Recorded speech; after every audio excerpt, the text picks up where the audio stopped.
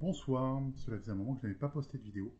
Et au regard de l'actualité de la profession infirmière, je me suis dit que ça pourrait être intéressant de faire un petit point où on en est sur les textes, les débats actuels sur les internets et quel est un petit peu le devenir de cette loi. J'en profite aussi pour remercier toutes les personnes qui m'ont soutenu et qui m'ont permis de publier un article dans la revue de droit sanitaire et social, la RDSS.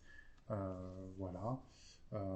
Donc la revue de septembre, dans laquelle j'ai pu faire un décryptage complet de la loi infirmière et en quoi elle pouvait être une véritable révolution dans l'organisation du système de santé. Merci encore, merci en particulier au professeur Joël Moret-Bailly qui m'accompagne dans mes travaux sur les sujets santé, et notamment sur les sujets de l'encadrement des professions de santé et de la profession infirmière. Alors, allons de suite dans le vif du sujet et les textes qui sont sortis. Donc il faut savoir que pour l'instant, nous n'avons que 10% des textes d'application de la loi infirmière qui sont publiés, ce qui est logique à la fois en termes processus de consultation pour sortir les textes, mais aussi de l'instabilité gouvernementale actuelle. C'est même plutôt un bon score d'avoir réussi à sortir 2 textes. Le premier texte qui est sorti, c'est le décret du 4 septembre 2025 qui consacre notamment le rôle et les missions de l'infirmier coordinateur en EHPAD, les IDEC. C'est une petite révolution.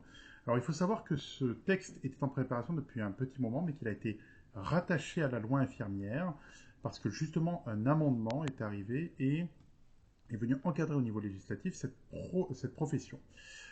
Il faut savoir que, et là encore une fois, on peut saluer le travail exceptionnel des rapporteurs de la loi et les travaux des membres de la commission mixte paritaire et du ministre de la Santé.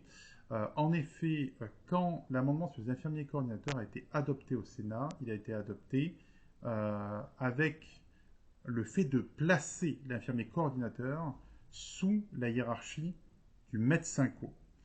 Et donc, on était, encore une fois, dans ce que les infirmiers ont déclaré être un assujettissement de la profession infirmière, la profession médicale, alors que normalement, dans le rapport hiérarchique en EHPAD, c'est le directeur ou la directrice d'établissement qui est le supérieur hiérarchique de l'infirmier coordinateur ou coordonnateur. Dans ce cadre-là, nous avons eu un travail qui a été fait par la commission mixte paritaire, qui est venue réécrire l'article. Et l'article final sur les infirmiers coordonnateurs, c'est l'article 2 de la loi. Personnel des établissements mentionnés au 1 et 4 bis peut comprendre un infirmier coordonnateur exerçant en collaboration avec le médecin coordonnateur. Encore une fois, ce n'est pas nier la collaboration, c'est juste qu'il n'y a pas de lien hiérarchique. Et en lien avec l'encadrement administratif et soignant d'établissement, les conditions d'exercice de l'infirmier coordonnateur sont définies par décret. Donc, on vient sacraliser au niveau législatif la création et la reconnaissance du métier d'infirmier coordinateur. C'était attendu depuis des années et c'est une très bonne chose. Et encore une fois, c'est très bien de lui avoir garanti son indépendance. Je rappelle, la profession infirmière est une profession à ordre. En tant que profession à ordre, elle est autonome, elle a sa propre déontologie. Effectivement, dans le cadre du droit du travail, elle va respecter des liens hiérarchiques, mais elle est autonome et la loi ne devait pas justement briser cette autonomie. Donc, grand travail des parlementaires, encore une fois, je reviendrai régulièrement là-dessus, hein. C'est tout ce travail de réécriture, tout ce travail de précision des parlementaires qui ont fait que c'est une loi qui a été adoptée à l'unanimité, autant à l'Assemblée nationale qu'au Sénat, dans un moment de grande instabilité politique. On peut saluer le travail des rapporteurs, encore une fois. Donc arrive ce fameux texte qui vient expliquer et expliciter les choses, et donc on montre bien que l'infirmier coordonnateur n'est pas seulement sur les points logistiques. Il coordonne l'ensemble du parcours des soins des résidents, il encadre les équipes soignantes, il assure le lien avec les familles, les médecins, la direction, les partenaires. Il va être force de proposition, évidemment dans le projet d'établissement, mais aussi dans tout ce qui est respect de la qualité. Donc, on voit que c'est un rôle central, et c'est le fameux qu'on appelle trio de direction d'un EHPAD notamment, qui est directeur ou directrice, médecin co, infirmier, coordinateur. Donc c'est placé, encore une fois, au bon endroit et reconnaître les diplômes des infirmiers coordonnateurs et leur rôle. C'est une bonne chose. L'autre texte qui était fortement attendu, et je pense évidemment à tous mes amis IAD qui l'attendaient avec force, c'est la reconnaissance, par le biais d'un arrêté, du fait que les IAD soient en pratique avancée et la liste des diplômes qui permet d'intégrer cette reconnaissance de pratique avancée. Donc les infirmiers anesthésistes titulaires du diplôme et certificat suivant: diplôme d'état infirmier anesthésiste, certificat d'aptitude de fonction d'infirmier spécialisé, certificat d'aptitude de fonction d'aide anesthésiste, et les personnes titulaires d'une autorisation individuelle vont être reconnues comme pratiquant le métier d'infirmier anesthésiste avec un exercice en pratique avancée. Alors, on est encore sur une particularité. Je rappelle que la pratique avancée pour les spécialités est dans le cadre d'une double dérogation et d'une exception. Donc, c'est-à-dire que nous ne sommes pas dans la pratique classique de la pratique avancée. Notamment, ils n'ont pas l'accès direct, et certains lieux peuvent exercer les infirmiers en pratique avancée classique ou de plein exercice. Donc, je rappelle un petit peu ce que la loi a fait et a mis une nouvelle graduation des soins infirmiers. Vous avez le métier socle, grade 1. Grade 2, l'infirmier en spécialité n'ayant pas de compétences en pratique avancée. L'infirmier, donc, de l'éducation nationale et de l'enseignement supérieur, qui devrait normalement avoir des compétences spécifiques au-delà du métier socle et reconnu dans le cadre de sa spécialité, avec un accès direct sur son rôle propre. Ensuite, vous avez les infirmiers spécialistes, spécialisés, ayant des compétences de pratique avancée. Donc, un socle de spécialité qui est en dessus du droit commun des infirmiers, et donc qui obtiennent en plus des compétences en pratique avancée, et ces dites compétences sont dans le cadre dérogatoire. Donc sur ces compétences-là, pas d'accès direct, mais sur le reste, oui, sur le droit propre. Et la pratique avancée dite de plein exercice, avec les mentions classiques que vous connaissez, et qui, elle, effectivement, a un accès direct. Donc, nous sommes sur une première reconnaissance par rapport au diplôme. On attend d'aller plus loin maintenant. Quelles sont les compétences qui vont être en pratique avancée, qui vont aller encore plus loin que les compétences qu'ils ont actuellement? Quelles sont les compétences dérogatoires? Voilà, ça, on attend les textes, et je sais, mes amis IAD, très très très impatients de la sortie de ces textes. Et je ne doute pas qu'ils seront plus que vigilants sur leur application. Derrière, vous avez dû le voir, les internets s'agitent. Il y aurait un projet de décret, le fameux projet de décret en Conseil d'État, le socle, qui aurait fuité, et qui ne serait pas à la hauteur des attentes de la profession. Ce décret, notamment, ne parlerait pas de l'accès direct et de la compétence d'orientation qui a été reconnue par la loi. Pourquoi ça pose problème? Ça pose problème parce que, encore une fois, je suis un juriste et de droit public de base, voilà. Je ne manque pas de respect à tous mes confrères et consoeurs privatistes, mais le droit public, c'est mieux quand même. Je vous le dis clairement. Si vous avez des gens dans votre famille qui font le choix d'aller en droit, dites-leur que le droit public, c'est le droit des vrais juristes. Voilà, ça c'est la petite aparté. En fait, la problématique qu'on a, c'est un respect des institutions. Encore une fois, au départ, ce texte a été préparé, il y a eu des grandes consultations qui ont été faites, que ce soit par un groupe de représentants de la profession issus du CNPI, que ce soit l'ordre infirmier. Donc, ça a pu être travaillé, préparé. Le ministère a beaucoup consulté, directement dans un cadre précis de groupe de travail, ou parfois par le biais des missions IAS.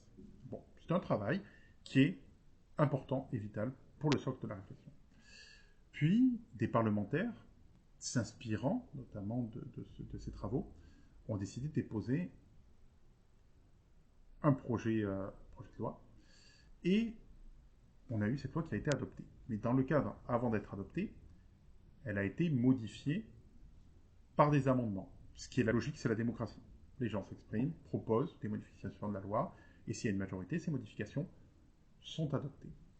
Et dans ce cadre-là, il y a eu beaucoup de choses très importantes, et il y a eu l'accès direct et l'orientation. Le fait, pour un texte, s'il devait sortir en l'état de ce qui a fuité sur les internets, sans l'accès direct et sans l'orientation, ce serait une négation du travail des parlementaires. Ça, je ne pense pas du tout que le gouvernement ferait ça. Déjà pour une raison juridique, c'est que très clairement, il pourrait être attaqué devant le Conseil d'État, et parce que ça serait une négation des institutions. Après, c'est le jeu de la consultation, il peut y avoir des textes qui sont imparfaits, c'est le but de faire des allers-retours, de discuter, et de les améliorer au fur et à mesure avant qu'ils soient publiés. Il est même déjà arrivé que des textes soient publiés puis modifiés quelques jours après. C'est toujours mieux quand le texte sort et qu'il est parfait, mais on ne sait jamais. L'accès direct, pourquoi c'est vital dans cette réforme? Pourquoi c'est, moi j'ai toujours indiqué comme le centre de la réforme. Vous avez le pouvoir de consultation infirmière. Vous posez votre diagnostic au regard de vos connaissances techniques, et à partir de là, vous établissez une attitude, je dirais, thérapeutique. Alors, pardonnez-moi si je ne donne pas tous les bons mots de science infirmière, je ne suis qu'un humble juriste. Et derrière, vous déployez effectivement toutes vos connaissances et compétences techniques pour soigner au mieux la personne ou pour l'orienter. Vous voyez l'orientation qui a été aussi oubliée. Si vous n'avez pas d'accès direct et que vous avez un diagnostic médical qui a été fait avant, donc d'abord le diagnostic médical, et il vous est adressé après, à quoi sert la consultation infirmière sans accès direct? Pas à grand-chose. Alors vous allez me dire, si, il y a quand même une vision infirmière avec des soins infirmiers qui sont différents, ce n'est pas faux. Mais l'objectif de l'accès direct, c'est justement de faire d'autres portes d'entrée dans le parcours de soins du patient et de ne pas passer obligatoirement par le médecin traitant porte d'entrée. On sait qu'on est dans une crise terrible d'accès aux soins. C'est permettre aux Françaises et aux Français d'avoir accès à 640 000 professionnels qui leur permettront d'avoir un vrai parcours de soins. Pourquoi c'est important? Ça permet d'être pris en charge plus tôt. Ça permet d'éviter le développement de certaines douleurs chroniques. Ça permet de prendre en charge aussi des plaies, par exemple, très rapidement. Pourquoi devoir passer d'abord par le médecin traitant si ça relève de la compétence infirmière? Et cet accès direct, il est lié avec l'orientation. Parce que si à un moment l'infirmier sent justement qu'au niveau des compétences, il doit l'envoyer vers un autre professionnel de santé, il doit avoir cette compétence d'orientation. Et c'est pour ça que dans les débats parlementaires, quand il a été dit oui, mais il y a déjà la coordination des soins, il a été rajouté l'orientation en disant que ce n'est pas la même chose de coordonner des professionnels autour d'un patient que de l'orienter vers un patient. Alors, il y a un autre débat qui s'est fait, c'est de dire oui, mais d'un côté, plus le texte prend du temps à sortir, plus les négociations conventionnelles sont retardées. Alors je m'inscris en faux par rapport à ça. Et j'en suis désolé, je sais que je vais vexer beaucoup de monde, mais je m'inscris en faux. Déjà, rajouter dans le texte l'accès direct et l'orientation, c'est 4-5 mots, ça ne fait pas réécrire tout le texte. Premier point. Deuxième point, le réglementaire et le conventionnel. Le conventionnel, c'est le fait de négocier avec la CNAM les tarifs. Je simplifie un max, je le dis. C'est deux pouvoirs différents. Ce n'est pas parce que quelque chose va être dans le décret que derrière, dans la négociation conventionnelle, la CNAM va le payer. Ce n'est pas une obligation. Alors, le législateur a bien mis quand même qu'il fallait que chaque compétence soit réévaluée et rémunérée et qu'il y avait une urgence à le faire. Et donc, ils ont lié la publication de la loi avec l'urgence de faire ces fameuses négociations. Et ils ont rajouté aussi la prise en compte de la pénibilité. Mais ça ne veut pas dire que tout ce qui sera mis dans le décret sera obligatoirement rémunéré. Là, on sera sur la partie négociation après, ça sera le travail des syndicats. Donc, laissons le réglementaire faire son travail, proprement, sans se soucier de la partie conventionnelle qui arrive après. Respectons les choses. Le Parlement s'est prononcé. Il a mis des nouvelles compétences aux infirmiers et des nouveaux passages, comme l'accès direct. Le réglementaire doit l'appliquer.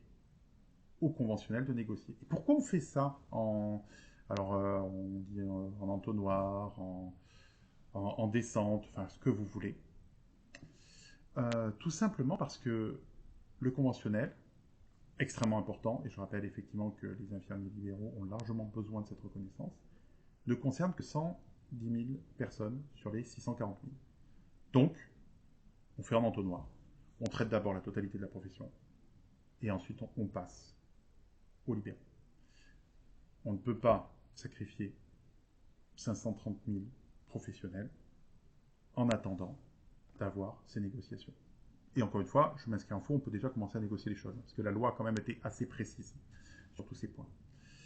Donc, un message simple, je comprends d'un côté l'énervement, je comprends aussi les autres personnes qui disent attention, ça peut mettre tout en danger, parce qu'il y a une vraie souffrance dans la profession infirmière, et on est d'accord à tout niveau. Il y a un besoin de cette reconnaissance financière aussi qui est là depuis très très longtemps, on est d'accord, il n'y a pas de souci là-dessus. Mais moi, je vais me déporter sur autre chose, c'est les patients qui ont besoin. Les patients, ils ont besoin d'accès direct. Les patients, ils ont besoin d'être pris en charge partout. Et ça, on ne peut plus attendre. Maintenant qu'on a fait tout ça, je dirais, il faut faire confiance dans les processus démocratiques. Et il faut faire confiance en nos institutions. Et dans nos institutions, il y a aussi le dialogue syndical. J'ai bon espoir que le décret qui sortira sera à la hauteur de nos parlementaires qui, dans un moment très compliqué en termes institutionnels, ont su trouver un chemin d'unité. Donc il faut qu'on soit à la hauteur de ce magnifique cadeau qui a été fait par les parlementaires, de s'unir pour permettre à la profession infirmière d'être reconnue à sa juste valeur et pour permettre des millions de Français et de Françaises d'être soignés au mieux. Et un dernier point, parce que vous vous doutez que j'aborderai peut-être ce sujet, je suis un ancien salarié de l'ordre infirmier. En ce moment, il se passe des trucs à l'ordre. Voilà. Je ne vais pas revenir dessus, c'est pas mon rôle. Je me suis astreint depuis que j'ai quitté l'ordre infirmier de ne jamais commenter l'actualité de l'ordre infirmier parce que ça fait un peu le mec revanchard et que c'est pas bien. Il y a des gens formidables à l'ordre. Il y a des élus extraordinaires, il y a des travaux incroyables et quand on est à l'ordre, on se fait taper toute la journée en disant à quoi sert l'ordre, nos cotisations. C'est une magnifique institution qui est très importante pour garantir l'indépendance et l'autonomie. Le message que j'adresserai ce soir, c'est aux salariés de l'ordre, qui sont mes anciens collègues. C'est une période compliquée, difficile, mais je vous fais confiance pour continuer à servir la cause infirmière au mieux, parce que je vous sais complètement investi par cette cause-là, et je vous adresse tout mon soutien, parce que c'est jamais facile, les moments où l'institution tangue un peu. Donc voilà, je voulais juste vous adresser mon plein soutien, toute mon amitié, et j'ai confiance en vous parce que l'institution est forte, et elle est aussi forte, évidemment par ses élus, mais aussi par son administration. Je vous remercie.